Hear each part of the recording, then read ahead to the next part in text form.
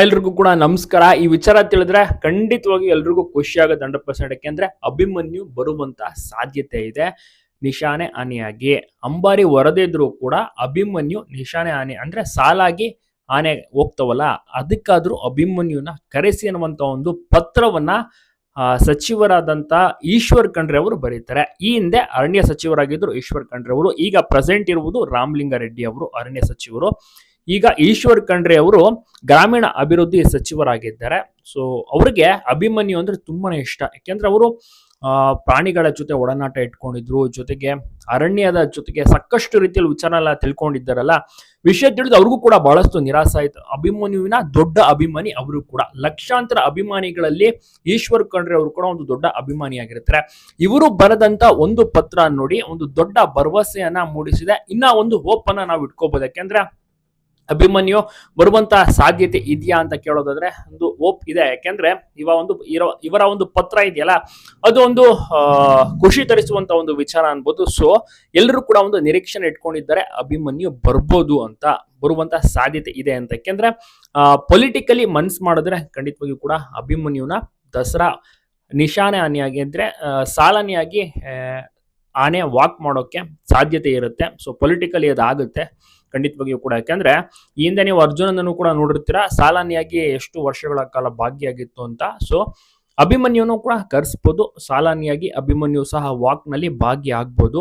ನೋಡೋಣ ಏನಾಗುತ್ತೆ ಅಂತ. ಈಶ್ವರ್ ಖಂಡ್ರೆ ಅವರ ಒಂದು ಲೆಟರ್ ತುಂಬಾನೇ ಇಂಪ್ಯಾಕ್ಟ್ ಆಗುತ್ತಾ ಅಭಿಮನ್ಯುಗೆ? ಅವ್ರಿಗೂ ಕೂಡ ಬಹಳಷ್ಟು ಗೌರವ ಇದೆ. ಮತ್ತೆ ಅಭಿಮನ್ಯುಗೆ ಸರ್ಕಾರಿ ಗೌರವದಿಂದ ಬೀಳ್ಕೊಡುಗೆ ಕೊಡಬೇಕು. ಯಾಕಂದ್ರೆ ಲಾಸ್ಟ್ ಇಯರ್ ಕೊಡಬೇಕಿತ್ತು, ಅವ್ರು ಕೊಡ್ಲಿಲ್ಲ.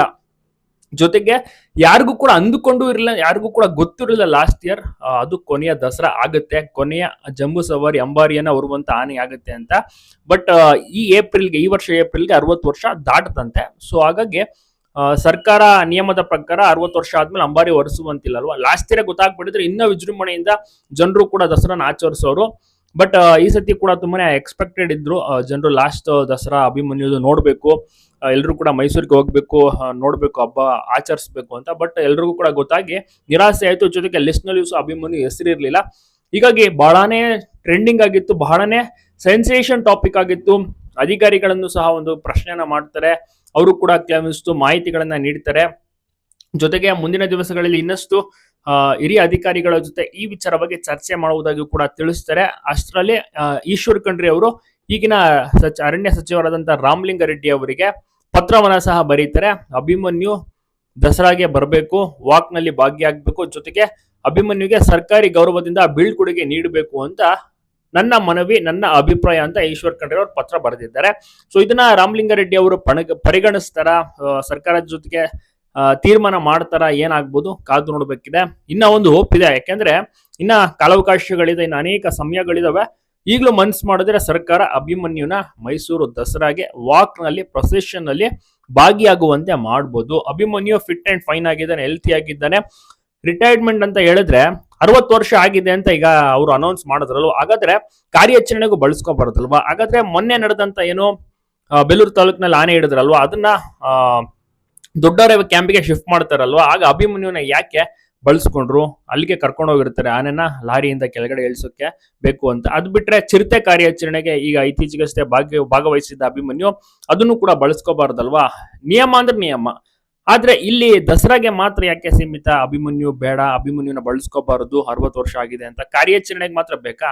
ಸೊ ಎರಡನ್ನೂ ಕೂಡ ಪರಿಗಣಿಸ್ಬೇಕು. ರೂಲ್ಸ್ ಅಂದ್ಮೇಲೆ ರೂಲ್ಸ್ ಅಲ್ವಾ? ಸೊ ಇದೊಂದು ಎಕ್ಸಂಪ್ಷನ್ ಕೊಟ್ಟು ಈ ವರ್ಷ ಅಭಿಮನ್ಯುನ ಸಾಲಾನಿಯಾಗಿ ಬರುವಂತೆ ಮಾಡಿದ್ರೆ ಪೊಲಿಟಿಕಲಿ ನಿಜವಾಗ್ಲೂ ಕೂಡ ಅದು ಸಾಧ್ಯವಾಗುತ್ತೆ. ಎಲ್ಲರೂ ಕೂಡ ನೋಡ್ಬೇಕು ಅಂತ ಕಾಯ್ತಾ ಇದ್ದಾರೆ ಅಭಿಮನ್ಯುನ. ಜೊತೆಗೆ ಅಭಿಮನ್ಯು ಇಲ್ಲದಂತ ಒಂದು ದಸರಾ ನಿಜವಾಗ್ಲೂ ಕೂಡ ಊಹೆ ಮಾಡ್ಕೊಳ್ಳೋಕ್ಕೂ ಕೂಡ ಬಹಳಷ್ಟು ಕಷ್ಟ ಆಗುತ್ತೆ. ಯಾಕಂದ್ರೆ ಲಕ್ಷಾಂತರ ಫ್ಯಾನ್ಸ್ ಗಳಿದ್ದಾರೆ ಅಭಿಮನ್ಯುಗೆ. ಒಂದು ಸಾಮಾನ್ಯವಾದಂತ ಆನೆ ಅಲ್ವೇ ಅಲ್ಲ.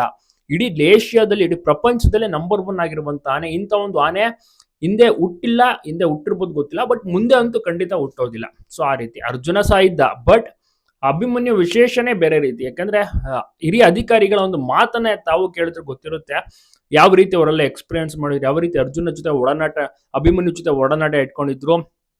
ಅಭಿಮನ್ಯು ಒಂದು ಕೆಲಸಕ್ಕೆ ಅಂತ ನಿಂತ್ರೆ ಆ ರೀತಿ ಕೆಲಸ ಮಾಡುವಂತ ಒಂದು ಆನೆ ಜೊತೆಗೆ ಆನೆ ಮಾವುತ ಒಂದು ಸಂಬಂಧ ಇತ್ತಲ್ಲ, ಅದು ಕೂಡ ಅಷ್ಟೇ. ಏನು ವಸಂತ್ ಅವರು ಮಾವುತರಾಗಿದ್ದಾರಲ್ಲ, ಅವರು ಹುಟ್ಟಿದಾಗಿಂದ ಕೂಡ ಅಭಿಮನ್ಯುನ ತುಂಬಾನೇ ನೋಡ್ಕೊಂಡ್ ಬಂದಿದ್ದಾರೆ. ಅವರೇ ಕಂಪ್ಲೀಟ್ ಅದ್ರ ಜೊತೆಗೆ ಪಳಗಿದ್ದಾಗಿರ್ಬೋದು ಎಲ್ಲವೂ ಕೂಡ ಇವತ್ತಿನವರೆಗೂ ಕೂಡ ಅವರ ಕುಟುಂಬದವರೇ ಅಭಿಮನ್ಯುನ ನೋಡ್ಕೋತಾ ಇರೋದು. ಕೊನೆ ಉಸಿರಿರುವ ತನಕ ಅಭಿಮನ್ಯು ಅವರ ಕುಟುಂಬ ಜೊತೆಗೇನೆ ಇರ್ತಾನೆ. ಸೊ ಇದು ಸರ್ಕಾರಿ ಆನೆ ಆದ್ರೂ ಕೂಡ ಕುಟುಂಬ ಆನೆ ಮಾವುತ ಸಂಬಂಧ ಅವರ ಕುಟುಂಬರು ಎಲ್ಲರೂ ಕೂಡ ಅಂದ್ರೆ ಈಗಿನ ವಸಂತ ಅವರ ಮಕ್ಕಳು ಕೂಡ ಅಷ್ಟೇ ಅಭಿಮನ್ಯುನ ಕಾಡಿಗೆ ಕರ್ಕೊಂಡು ಹೋಗ್ತಾರೆ, ಸ್ನಾನ ಮಾಡಿಸ್ತಾರೆ, ಕರ್ಕೊಂಡ್ ಬರ್ತಾರೆ, ಸೊಪ್ಪು ತಗೊಂಡ್ ಬರ್ತಾರೆ. ಈ ರೀತಿ ಎಲ್ಲ ಚಟುವಟಿಕೆಗಳು ಕ್ಯಾಂಪ್ ನಲ್ಲಿ ನಡೀತಾ ಇರ್ತವೆ. ನೋಡೋಣ ಮೈಸೂರು ದಸರಾಗೆ ಅಭಿಮನ್ಯು ಬರುವಂತ ಸಾಧ್ಯತೆ ಇದೆಯಾ, ಕರೆಸ್ತಾರ, ಒಂದು ಅವಕಾಶವನ್ನ ಮಾಡ್ಕೊಡ್ತಾರ ಈಗಿನ ಅರಣ್ಯ ಸಚಿವರು ರಾಮಲಿಂಗಾರೆಡ್ಡಿ ಅವರು? ಕಾದು ನೋಡ್ಬೇಕು. ನಿಮ್ಗೆ ಅನ್ಸುತ್ತೆ ಅಭಿಮನ್ಯು ಬರ್ಬೇಕಾ ದಸರಾಗೆ? ತಪ್ಪದೆ ಕಮೆಂಟ್ ಮಾಡಿ. ಎಲ್ಲರೂ ಕೂಡ ಅದೇ ಕೇಳ್ತಿರೋದು, ಬರಬೇಕು. ಒಂದು ದೊಡ್ಡ ಟಾಪಿಕ್ ಸೆನ್ಸೇಷನ್ ಆಗಿದೆ. ಇಡೀ ನ್ಯೂಸ್ ನಲ್ಲೂ ಸಹ ನೋಡಿರ್ಬೋದು, ಸಾಮಾಜಿಕ ಜಾಲತಾಣಗಳಲ್ಲೂ ಸಹ ನೋಡಿರ್ಬೋದು. ಅಭಿಮನ್ಯು ಬೇಕು, ಅಭಿಮನ್ಯು ಬರಬೇಕು. ಸರ್ಕಾರಿ ಗೌರವವನ್ನ ಕೊಟ್ಟು ಅಭಿಮನ್ಯುನ ಕಳಿಸಿಕೊಡಿ. ಯಾಕೆ ಈ ರೀತಿ ಮಾಡಿದ್ರೆ? ಒಂದು ಮೆಸೇಜ್, ಒಂದು ಇಂಟಿಮೇಷನ್ ಸಹ ಇಲ್ಲ. ಜನರಿಗೆ ಇನ್ನೆಷ್ಟು ನಿರಾಸೆ ಆಗ್ಬೋದು ಅಂತ ಲೆಜೆಂಡ್ರಿ ಆನೆನ ಈ ರೀತಿ ಕಡೆಗಣಿಸೋದು ಎಷ್ಟರ ಮಟ್ಟಿಗೆ ಸರಿ? ಲಾಸ್ಟ್ ಇಯರ್ ಹೇಳ್ಬಿಟ್ಟಿದ್ರೆ ಎಲ್ಲರೂ ಕೂಡ ರೆಡಿ ಆಗಿರೋರು. ಬಟ್ ಈ ತರ ಸಡನ್ ಆಗಿ ಹೇಳಿದ್ರೆ ಯಾರಿಗೂ ಕೂಡ ಇದನ್ನ ತಗೊಳಕ್ಕೆ ಆಗ್ತಾ ಇಲ್ಲ, ಅರ್ಗಿಸ್ಕೊಳ್ಳೋಕೆ ಆಗ್ತಾ ಇಲ್ಲ. ಅಭಿಮನ್ಯು ಇಲ್ವಂತ ಈ ರೀತಿ ಈ ವರ್ಷ ದಸರಾಗೆ ಅಂದ್ರೆ ಎಷ್ಟರ ಮಟ್ಟಿಗೆ ನೋವಾಗುತ್ತೆ. ಸಣ್ಣ ಮಕ್ಕಳಿಂದ ದೊಡ್ಡವ್ರ ತನಕ ಎಲ್ಲರೂ ಕೂಡ ಅಭಿಮನ್ಯುನ ಫ್ಯಾನ್ ಆಗಿರ್ತಾರೆ. ಅಭಿಮನ್ಯುನ ನೋಡ್ಬೇಕು, ಕುಮ್ಕಿ ಆನೆಗಳನ್ನ ನೋಡ್ಬೇಕು, ದಸರಾ ಆನೆಗಳನ್ನ ನೋಡ್ಬೇಕು ಅಂತ ಯಾವ್ಯಾವ ಮೂಲೆ ಊರಿಂದ ಕೂಡ ಬರ್ತಾರೆ. ಅದರಲ್ಲೂ ಈ ಸತಿ ಅಭಿಮನ್ಯು ಇಲ್ಲ ಅಂತ ಒಂದು ನೋವು. ಜೊತೆಗೆ ಭೀಮಾ ಮದ ಇದೆ, ಭೀಮಾ ಅದಕ್ಕೋಸ್ಕರ ಬರ್ತಾ ಇಲ್ಲ. ಹರ್ಷನಿಗೂ ಸಹ ಮದ ಇದೆ. ಒಟ್ಟು ಈ ಸತಿ 12 ಆನೆಗಳನ್ನ ಲಿಸ್ಟ್ ಮಾಡಿರುವಂತದ್ದು. ಇನ್ನು 2 ಸಬ್ಸ್ಟಿಟ್ಯೂಟ್ ಅದೇನು ಬರೋದಿಲ್ಲ. ಬಟ್ ಲಿಸ್ಟ್ ನಲ್ಲಿ ಇರುವಂತ 12 ಆನೆಗಳ ಪೈಕಿ ಮೊದಲ ಅಂತ ಗಜಪಯಣ 2026 ಆಗಸ್ಟ್ ಅಂದ್ರೆ ಇನ್ನೇನು ಮುಂದಿನ ವಾರದಲ್ಲಿ 26ನೇ ತಾರೀಕು ಗಜಪಯಣ ಇದೆಯಲ್ಲ, ವೀರನ ಹೊಸಳ್ಳಿ, ಹುಣಸೂರಿನ ವೀರನ ಹೊಸಳ್ಳಿಯಲ್ಲಿ ಗಜಪಯಣ ಪೂಜೆ ನಡೆಯುತ್ತೆ. ಅಲ್ಲಿ 9 ಆನೆಗಳು ಭಾಗಿಯಾಗ್ತವೆ. ಸೊ ಈ 9 ಆನೆಗಳು ಮೊದಲ ಅಂತ ಬರ್ತವೆ. 2ನೇ ಹಂತದಲ್ಲಿ 3 ಆನೆಗಳು ಬರ್ತವೆ. ಒಟ್ಟು 12 ಆನೆಗಳು ಈಗ ದಸರಾದಲ್ಲಿ ಪ್ರೊಸೆಷನ್ ನಲ್ಲಿ ಭಾಗಿಯಾಗುವಂತದ್ದು. ತಾಲೀಮ್ ಕೂಡ ನಡೆಯುತ್ತೆ ಮೈಸೂರಿಗೆ ಆಗಮಿಸಿದ ಮೇಲೆ. ಮತ್ತೆ ನಂತರ ವೈಟ್ ಚೆಕ್ ಸಹ ಮಾಡ್ತಾರೆ. ಸೊ ಈ ರೀತಿ ಎಲ್ಲ ಪ್ರೊಸೀಜರ್ಸ್ ಗಳನ್ನ ಫಾಲೋ ಮಾಡ್ತಾ ಹೋಗ್ತಾರೆ. ನೋಡೋಣ ಯಾವ ರೀತಿ ಇರುತ್ತೆ. ಅಭಿಮನ್ಯುಗೆ ಅವಕಾಶ ಕೊಡ್ತಾರ? ಅಭಿಮನ್ಯು ಬರ್ತಾನ?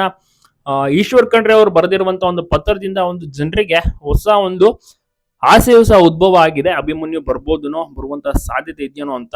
ಯಾಕೆಂದ್ರೆ ಮಾಜಿ ಸಚಿವರಿಗೂ ಕೂಡ ಒಂದು ರೀತಿಯಲ್ಲಿ ಮಾಜಿ ಅರಣ್ಯ ಸಚಿವರಾಗಿದ್ರಲ್ಲ ಅವರು, ಈಗ ಬೇರೆ ಖಾತೆಯಲ್ಲಿ ಇದ್ದಾರೆ ಅವರು. ಬಟ್ ಅವ್ರಿಗೂ ಕೂಡ ಒಂದು ರೀತಿಯಲ್ಲಿ ಆನೆ ಇಷ್ಟ ಆಗಿರುವಂತ ಕಾರಣ ಅವರು ಹೇಳಿದಂತ ಮಾತನ್ನ ಈಗಿನ ಅರಣ್ಯ ಸಚಿವರು ಪರಿಗಣಿಸ್ತಾರೆ. ಅವರ ಒಂದು ಪತ್ರ, ಅವರ ಒಂದು ಅಭಿಪ್ರಾಯಕ್ಕೆ, ಅವರ ಒಂದು ಮನವಿಗೆ ಏನು ಗ್ರೀನ್ ಸಿಗ್ನಲ್ ಕೊಡ್ತಾರ ರಾಮಲಿಂಗಾರೆಡ್ಡಿ ಅವರು? ಕಾದು ನೋಡ್ಬೇಕಿದೆ. ಬಹಳನೇ ನಿರೀಕ್ಷೆ, ಬಹಳನೇ ಆಸೆಯನ್ನ ಜನರು ಇಟ್ಕೊಂಡಿದ್ದಾರೆ. ಇನ್ನ ಕೂಡ ಓಪನ್ ಕಳ್ಕೊಂಡಿರೋ ಜನರು. ಈಗಾಗಲೇ ಅಧಿಕಾರಿಗಳು ಕನ್ಫರ್ಮ್ ಮಾಡಿದ್ದಾರೆ, ಅಭಿಮನ್ಯು ನಮ್ಮ ಪಟ್ಟಿಯಲ್ಲಿ ಇಲ್ಲ, ಅಭಿಮನ್ಯು ಬರ್ತಾ ಇಲ್ಲ, ನಿರಾಸೆ ಪಟ್ಕೋಬೇಡಿ, ಬೇರೆ ಆನೆಗಳು ಇದಾವೆ, ಎಂಜಾಯ್ ಮಾಡಿ ಆರಾಮಾಗಿ ನೋಡಿ ಅಂತ.